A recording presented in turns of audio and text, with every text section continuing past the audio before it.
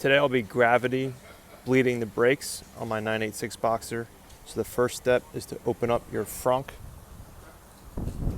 and then find your brake fluid cylinder reservoir, and then just remove the screen with needle nose pliers. You have to pull a little bit hard, pull it out, and then next step will be to use a turkey baster and suction out all of the old fluid that you can in this reservoir.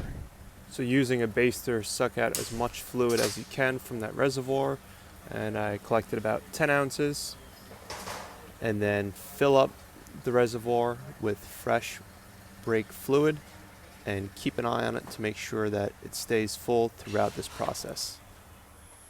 Okay, so right now we are in the passenger side rear. That's where you want to start because it's opposite the reservoir. And then all you have to do is pop off this rubber cap here. You can use a flathead or something to help you pop it off. And then fluid starts to flow rather quickly. And I have a brake bleed bottle built here. And then, like I said, just keep an eye on the master cylinder because you don't want that to fall below the minimum level. And you just want to let this flow for a little bit. It's that simple, really.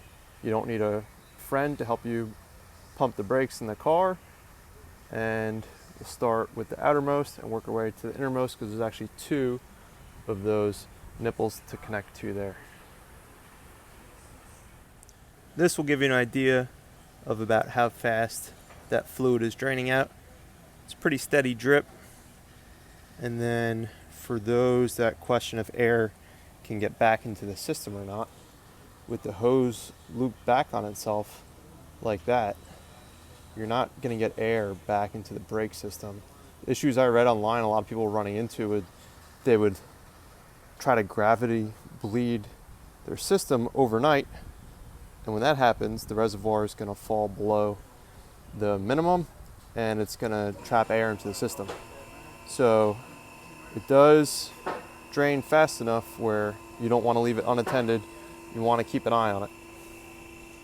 And there's a pretty big difference in the color between the fresh fluid and the old fluid. So once you notice a change over in the color, go ahead, close that port off, and then open up the other side. And the color changeover is a little bit quicker once you do the outer one first. So you can see there, fresh fluid. And then if I didn't mention it earlier, make sure that you're using a flared wrench here. You'll be able to have more points of contact with the wrench and the actual bleed bolt.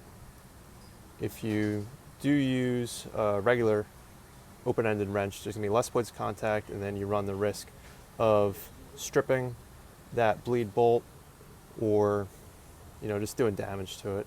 Really, when you're working on your car, when you're trying to fix something, the last thing you want to do is break something else. And then when you tighten these up, you want to make sure that you don't over tighten them. So when you loosen them, you have to loosen them till they're loose, and then maybe another half a turn or so until you see fluid come out. But then when it's time to tighten them, you want to tighten them till they're snug down, but don't over apply force to it. So as I said, you start passenger side rear, and then work your way to the driver side rear, and then towards the front passenger side, and then finally front driver side. And that's all you need to do. Make sure you keep an eye on the master cylinder up front as you're doing the job, and then there's a mark that will show you the minimum and the maximum fill line. That's located on the side of the reservoir there. You see max and min with the arrows. So just make sure that when everything's said and done, you got it filled back up to the bottom of that maximum arrow, that you reinsert the screen back on your reservoir and tighten down the cap. For the fluid, use .4 fluid. I used this StopTech .4 brake fluid. When you're working with this brake fluid, it's highly corrosive, so make sure that you just have a rag in order to protect the areas around that you're working. So here, try to put something in between the bleed port and the actual brake rotor. And then a little tip before you, after you close off the port, but before you disconnect the hose, just hold the hose back, and then that will help drain as much of the fluid down into the bottle as you can. And then this way you won't have that much of a splash when you do pull the hose off the port. And then I'll show you why it's a little bit quicker to bleed the second port once you already bled the first. So you have your hard line here.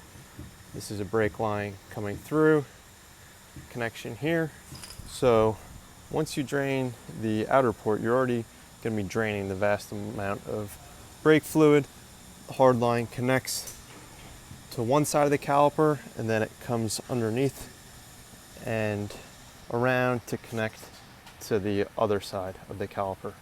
So by bleeding that first, you'll have bled the majority of the fluid through the line, and then we're just going to connect to the second side, and that will just bleed the final bit of fluid out of the caliper.